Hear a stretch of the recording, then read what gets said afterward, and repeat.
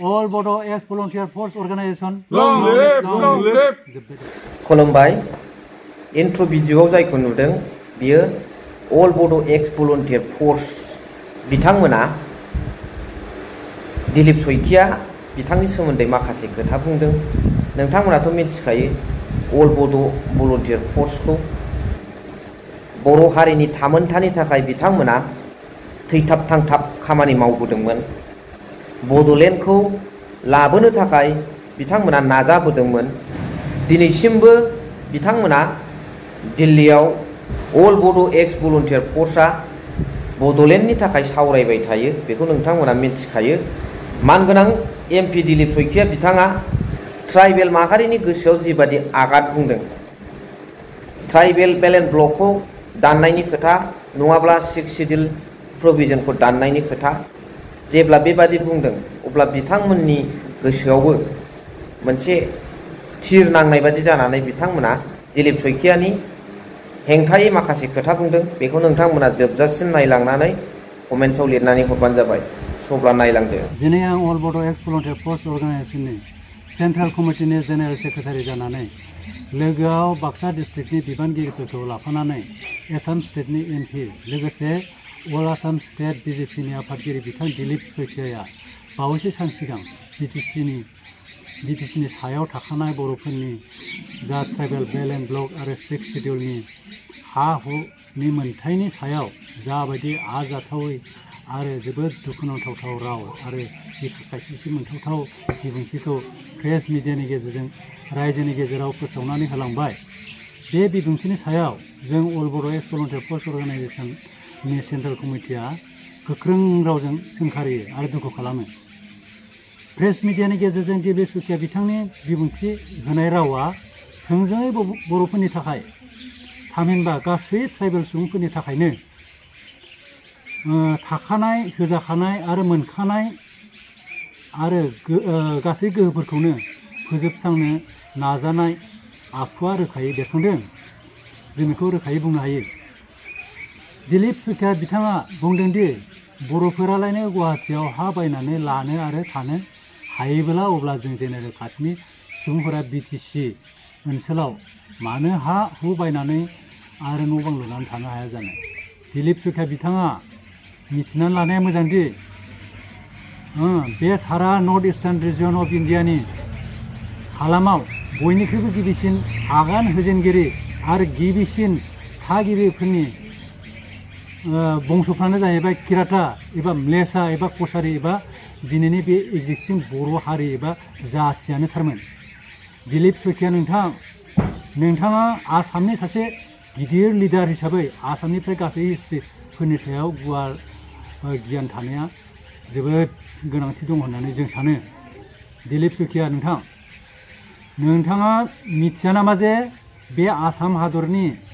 गोदोनि कामरुप रायजोनि गिबिसिन राजायानो बर' एबा किराता एबा म्लेस राजामोन, जायखौ होनना बुंदों महिरंग दानब, जाय बर'फोरनि रावजों जों बेखौ माइरं राजा होननानै बुङोमोन। नोंथाङा नै बेखौबो मिथिनानै लानाया मोजांदि महिरंग दानबनि उननि कामरुप रायजोआव रायजो खुंगिरि जेसेबां राजाफोर दंमोन बिथांमोना गासिबो किरात एबा म्लेसा एबा कसारि एबा बर' बंस'नि गोजामोन। जेरै मैसो राजा,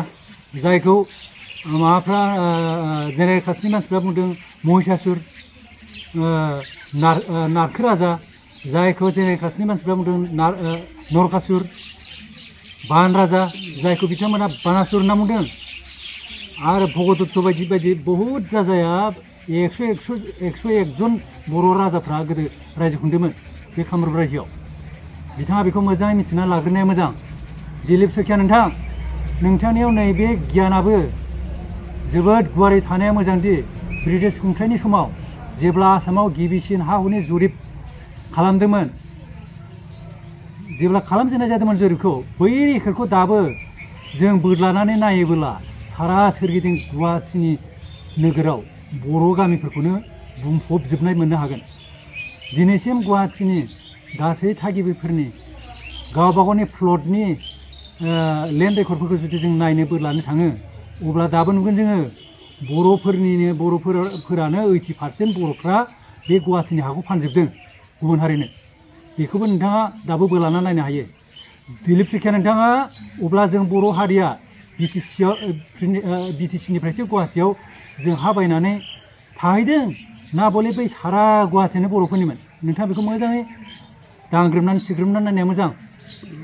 ब्रिटिशफोरा गोदो गोदायनो जोंनि बर'फोरनि हाल-सालखौ नायनानै 1886 इं मायथाइयावनो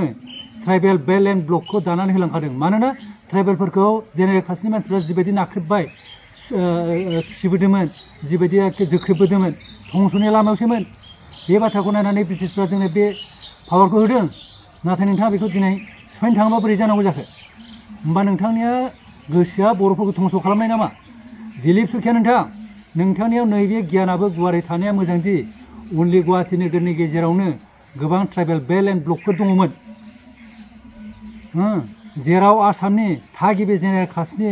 रायजो खुंगिरि बिथांमोना नन ट्राइबेलफोरखौ इलिगेलि एनक्रच खालामहोयै मेजरिटि खालामै बे बर'फोरनि ट्राइबेल बेल्ट एन्ड ब्लकफोरखौ सेजोबनानै लादों आरो सिफायजोबनानै होदों बेखौ दिनै नोंथाङा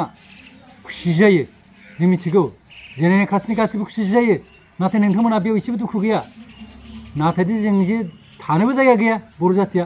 बे आसामनि गिबिसिन थागिबि जाथियावबो जों थानोनो जोंहा जिख्लाबसे हा गैया बेखौ नोंथाङा मिथिगौना मिथिया जेराव बिब्दिनो बिटिसिनि दिनैनि दिनाव थाखानाय ट्राइबेल बेल्ट एन्ड ब्लकफोरखौबो आरो 6 सिडिउलनि राइटखौबो बिथां दिलीप सुखियाया फोजोबस्रांनोनो नाजादों बेनि बिथांनि जि राव बुंनाय बे बुंनाय रावा आसलते ट्राइबेलफोरखौ फोजोबस्रांनाय आरो 6 सिडिउल राइटखौ फुरा स्क्रेप खालामनायनि बादै जेबो नङा बेखौ जोंनि बर' रायजो राजाफ्राबो मिथिना लानाया मोजां बेनिखायनो जोङो बिटिसिनि सिङाव थानाय गासै बर' रायजो राजाफोरखौनो फैबाय थानाय सेप्तेम्बर दानाव जानो गोनां 2025 इं मायथाइनि बिटिसि बिसायख'थियाव बिजेपि राजखान्थि दोलोनो भटखौ जाहाथे होथारा बिनि थाखाय अल बर' एक्स भलन्टियार फर्स अर्गानाइजेसननि जानानै जों गोख्रोङै बयखौबो जों खावलायहरनाय जायो जाहाथे बर'फ्रा बिजेपिनो होआ मानोना बिथांमोन होनाय माने बिथांमोना जोंखौ सिख्रेबगोन बेखौ मिथिनानै लाखानाया बर'फ्रा बिराद गोनांथारसै आरो बेजों लोगोसेयावनो जोङो फुल प्रेजेन्ट बड'लेण्डखौ लाबोआबो जाथारनाय नङा बेखौ बयनिबो गोसोआव आसलते बर'फोरा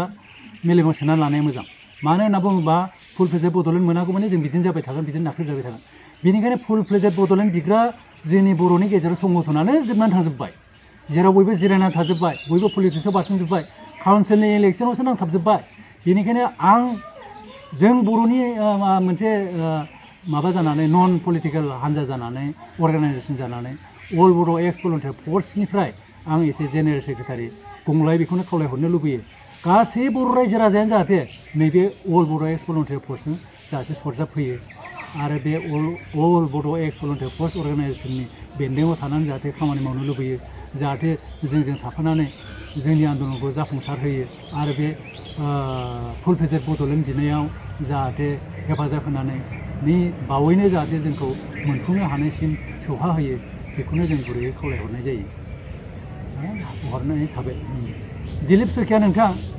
फैगौ 2025 इं मायथाइनि सेप्तेम्बर दानाव जानो गोनां बिटिसि इलेक्सन फोसावदिं मेलनि गेजेरजों नोंथाङा प्रेस मिडियानि गेजेरजों बर' एबा ट्राइबेलफोरनि रैखा कवच 6 सिडिउल आरो ट्राइबेल बेल्ट एन्ड ब्लकनि बेरेखायै जाबायदि बिबुंथि होलांबाय बेखौ थाबैनो नोंथां Dilip सुखियाया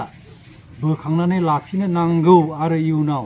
tribal belt and block आरो 6 सिडिउलनि बेरेखायै बिब्दि